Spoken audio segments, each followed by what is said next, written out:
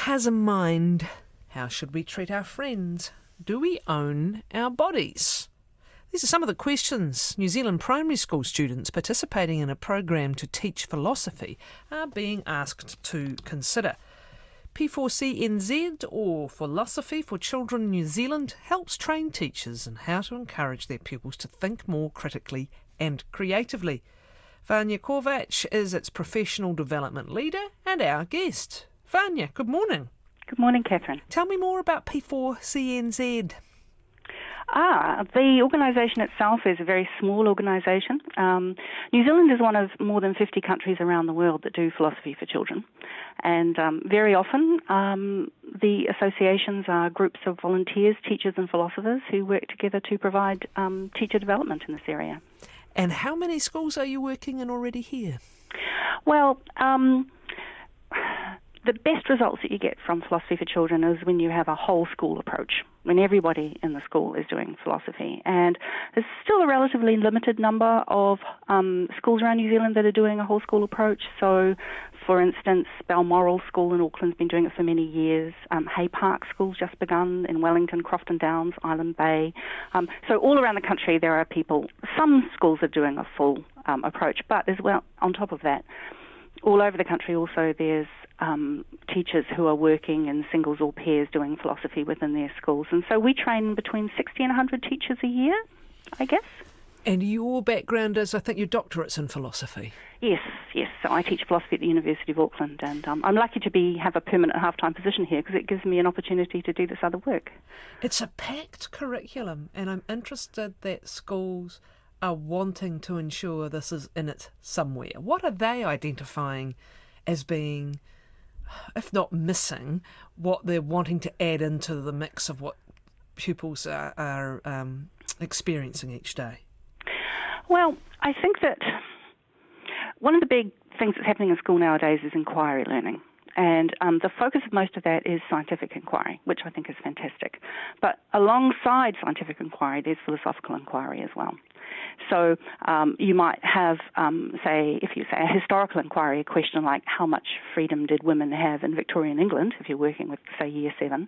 But then there's another question that sits alongside, or two questions that sit alongside, and one is what do we really mean by freedom, and how much freedom should we have? So that first question is a historical inquiry question, but those other two questions are philosophical questions, and they enrich the curriculum so much, I think. That's very interesting as we put a focus on STEM subjects, as we put so much emphasis on data, even the incredible power of data we were discussing earlier in the show with figure.nz. There's the raw information and then there's the questions that ought to follow. Yes. And is that where you're and the teachers are wanting to ensure that kind of inquiry, a more lateral inquiry, is being built into children's skill sets? Yes, I think so. I mean, it has lots and lots of different outcomes for it. And in fact, the way in which it sits in the New Zealand curriculum is really straightforward. The key competencies that are there right at the front of the New Zealand curriculum, which are thinking, managing yourself, participating, contributing, relating to others, using language and text, all those things are achieved in philosophy for children sessions. Like you can do them all in a session once a week while the kids are still at the same time thinking about questions that really intrigue and interest them, and usually having a lot of fun as well. So what are the questions? I suppose there's different things for different age groups, and yes. How young are you working with children, and what sort of questions are they pondering? Yes, we do. So we work with students from Year 1 to Year 13. And there are sort of certain skills that you'll be trying to develop at each stage. So in Year 1, we'd be interested in developing their ability to give reasons and to listen to each other and to acknowledge that other people may have different opinions from them and to agree and to disagree respectfully and constructively. Can I tell you a story? Please. So a while ago I was working with a Year 1 and 2 class in South Auckland, and I was asked to do some work on beauty, so I did. So I came along with some pictures, and I had a colourful flower, and I asked, is it beautiful? And they went, it's beautiful because it's colourful. And that was great. They were giving reasons. And then I showed them a black and white picture of a kitten, which meant that they had to add something to their criteria of beautiful. And then I showed them a picture of a very elderly lady and asked them, is this beautiful? And they went, no, she's old. she can't be beautiful. So at that point I said, well, if we're saying that something is old, does that mean it can't be beautiful? Can anyone think of something that's old and is beautiful? And they talked enthusiastically to their partner for a minute until one little boy shot up his hand and said, treasure is old and beautiful. And that whole process is a process of reasoning and thinking, making claims, being precise about the claim that you're making, and then, brilliantly, from the little boy who said treasure, coming up with a counterexample to the claim that they'd made. And this is actually quite high-order thinking that you can get 5- and 6-year-olds to do. Discernment is one of the big issues for generations that have a phenomenal amount of information at their fingertips, and many, if not most, navigate brilliantly very often. But discernment for any person needs to be developed. And again, is this part of what you're hoping to encourage them in? Because when you talk about beauty, you know, they've got the Kardashians and they've got Instagram telling them what beautiful supposedly is. And again, it's part of building up their resilience and their skill set as people for them to ask that question. Well, what is beauty and who decides it? Yes. And I think what we want, particularly with this kind of activity where we're sort of questioning the boundaries of central concepts like beauty or fairness or truth or reality or any of those big ones, which is really the kind of stuff of philosophy. When we're asking them to do that, we're asking them to, through thinking about very specific cases that are connected to their lives, start to construct their own set of criteria for making those judgments. What are some of the other questions you might ask children of various ages to consider? At this very moment, Year 5 and 6 at Crofton Downs is currently thinking about freedom and what freedom is and how much we should have. And at this very moment at Balmoral School, there are a bunch of students in music who've been writing song lyrics and have suddenly started thinking about whether or not song lyrics should be censored.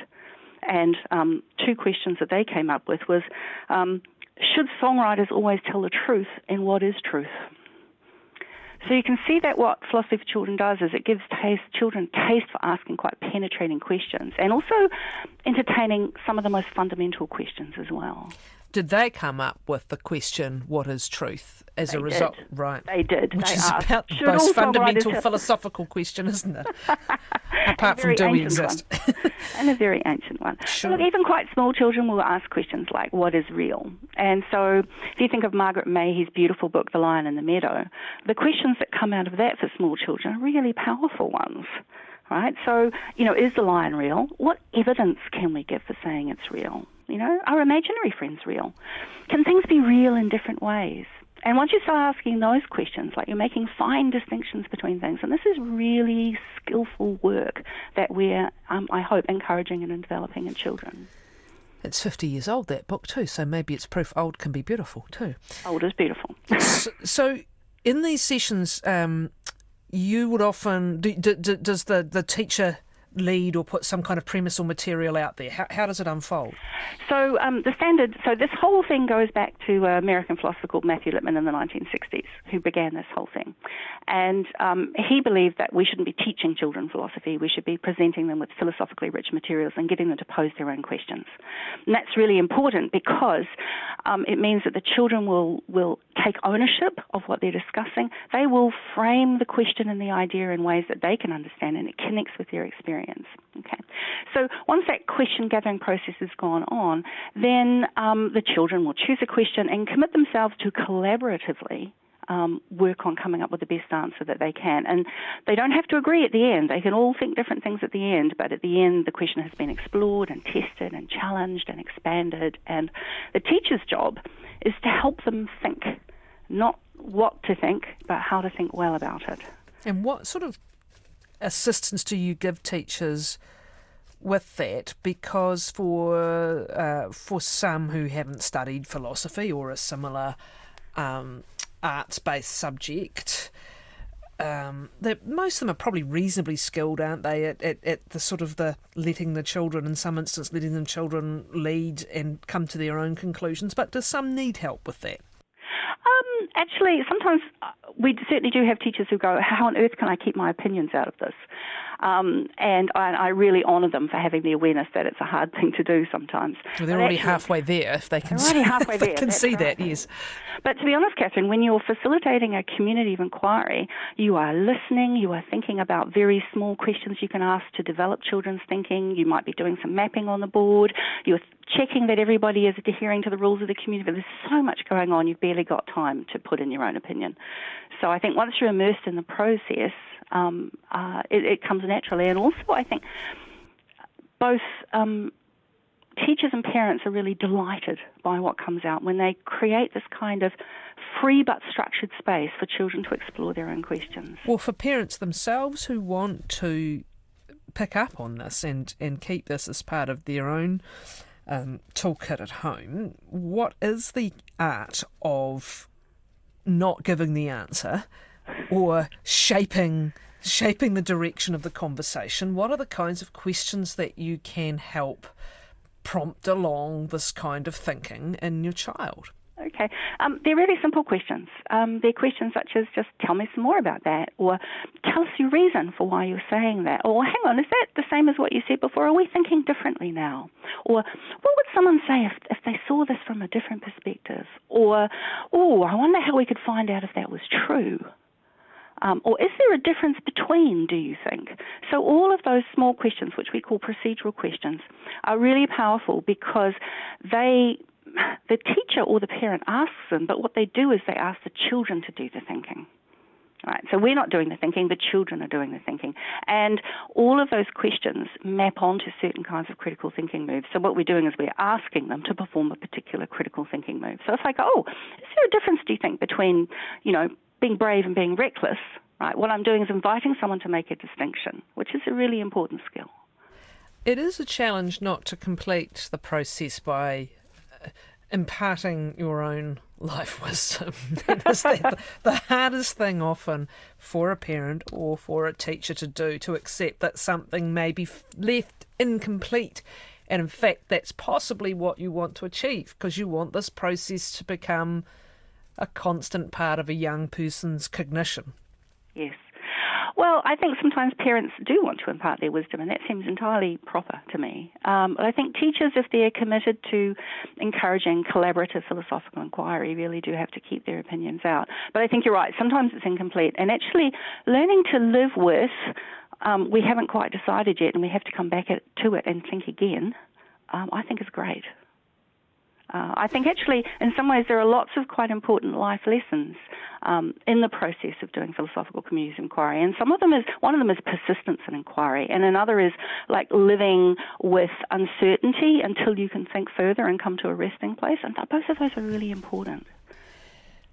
Just elaborate on that. That's really important. Living with uncertainty, and again, we're used to living our experiences in nice, neat, bite-sized amounts. Social media being a classic example. I think they've extended the length of a tweet now, haven't they? But the ability to live with uncertainty, not to fix your position and stay in it, and fix your tribe and stay in it. These are pretty important skills that you would want to be developing. Yeah, we want people to kind of work hard to work out what they think in conjunction with other people's thinking, like being helped by other people, and to come to conclusions which they are comfortable with, but still know might be provisional, right? Because we should always be open to new evidence coming in, and we should always be open to the situation changing. And one of the reasons why I think philosophy is such an important thing, and I know teachers do this in other subjects as well, is getting children to think about and question our current social arrangements. It may be as time goes on they will have to change, and so having that practice and thinking that way is really important. What is it that some of the research overseas is indicating are the benefits of ensuring this kind of thinking and inquiring is happening at primary school level? Okay, well, heaps. Here's your moment. Heaps. Go sell. So, increases in thinking skills, absolutely, and you'd expect that. But also, really interestingly, a big study in England just showed significant gains in oral language and mathematical skills, just from doing philosophy once a week. like equivalent to 2 or 3 months' worth of extra instruction. That's how powerful it was. As well as that, improvements in confidence, self-esteem, listening, emotional intelligence, motivation, curiosity, relationships with peers. So it goes on and on. But I think probably one of the most important things, because we do philosophy in a community of inquiry, there's a lot of is a huge impact on relationships between students and parents. In fact, one of the principals of a lighthouse school in Brisbane, Lynn Hinton from Buranda School, said that they had a whole school approach. After 4 years, she said, bullying disappeared completely from the school, completely. And not because they were running an anti-bullying program, but because they were doing philosophy in the community of inquiry. Is this form of inquiry happening elsewhere in the curriculum already? Is this an and/or? I don't think, no. I think what we hear from teachers who come to us is, I am doing a bit of this, and this is a really helpful way of seeing how to make it more focused and more structured and more effective. So yes, there is great philosophical inquiry going on in spits and spots all over the place, and teachers are good at it. And so what we hope is to provide, techniques and resources that will help them focus and do much better. But look, just to go back to one of your other questions about, why you do it in the, oh no, I've already done that, sorry. Can I tell you a final story? Yes, please. I was doing a workshop for a bunch of participants down in Wellington at Crofton Downs School, and they had a group of Year 3 and 4 students who were doing an exhibition community of inquiry for us, which was wonderful. And at the end, one of the participants leaned forward and said, I heard a lot of people agreeing and disagreeing with each other, and I wondered, how do you feel when someone disagrees with you? And this child gives me her permission. Morag stuck up her hand and said immediately, I feel curious. And I was so... I hope she holds on to that throughout life. Well, Kathryn, what a wonderful response. How do you feel when someone disagrees with me? Yes. I feel curious. But you take my point. I hope she does hold on to that throughout life. Yes. How much is enough? We could all do with a bit more of it, I think. Sure. How much? I feel pig-headed might be the response of a slightly older citizen. How much is enough? Oh, philosophy? Well, for the sorts of results that you're pointing to. One session a week, time appropriate for your age group, so 20 minutes for 5-year-olds and up to an hour for older students, I suppose, but it depends on how it fits in. Once a week for a year will give you sustained gains in thinking skills and social skills and the like. That's what the international research shows. Some of these questions are brilliant. What counts as a good reason for something? That's a really important question. Isn't it? Well, it's logic, really. Logic and ethics. It's logic and ethics, yeah. And I mean, something might be logical but not ethical as a reason for doing something. Yes. Well, here's one that I think crosses logic and ethics: is it ever okay to jump to conclusions? Is it good logical practice to jump to conclusions? Is it something that we should ethically be doing, jumping to conclusions? I'm just trying to think, given how often we jump to conclusions, whether many of us would have ever contemplated that. Well, actually, Kathryn, that's what I think is the power of this, in fact, and philosophy in general, is that I think in our everyday lives we kind of rush about and do this and that and the other, and like we use philosophical concepts all the time. We say things like, oh, I thought I knew where my handbag was, or I knew the answer to that question, I just couldn't get it out. So we use this notion of knowledge, but we never, ever, almost, stop to ask, when am I justified in saying I know something? So philosophy is kind of like the too hard basket. It's the things that we put aside as we rush around. So that's why I think that it's so wonderful to offer children this kind of, space in which they can explore these ideas that are really, really central. Do some kids struggle with it, as in any kind of collaborative discussion or environment? Are there some kids who are off and running and others who don't get it? Yes. And can you help them start to get it? Yes. And how do you do that? Well, in part, for a start, we normally work in a circle and it's oral and we're working as a big group, but we also do lots of peer and small group work. And for some students who are just not kind of getting it because they take longer to think things through, then thinking time and talking with their partner is tremendously important. And also for shyer students, that's important too. Sometimes it's about getting the right topic. I tried many years ago with a particular group of boys with a whole bunch of different topics and they just turned every single one down and said, what are you interested in? They said, girls and sport. Right, gotcha. Because you can do philosophy of sport. And once we'd found something that they were interested in, we were away. But I do think that there is some children and some adults are very black and white thinkers, and they have to have an answer. And for them, it is more challenging. Okay, but I think over time they get to see, even if we haven't come to a final answer, look at all we've achieved. We've we've evaluated our reasons. We've made some important distinctions. We've actually rejected some ideas as not having enough foundation. So we've actually done a lot of work, even if we haven't come to a final answer. Can you remember what your PhD thesis was in? It was a connection between aesthetics and ethics. That's quite a broad subject. Yeah, I think of myself as a community philosopher. My real call as a philosopher is to work in the community. I do work in professional ethics mostly nowadays in hospice, but I love philosophy for children because it is so broad and it's so delightful.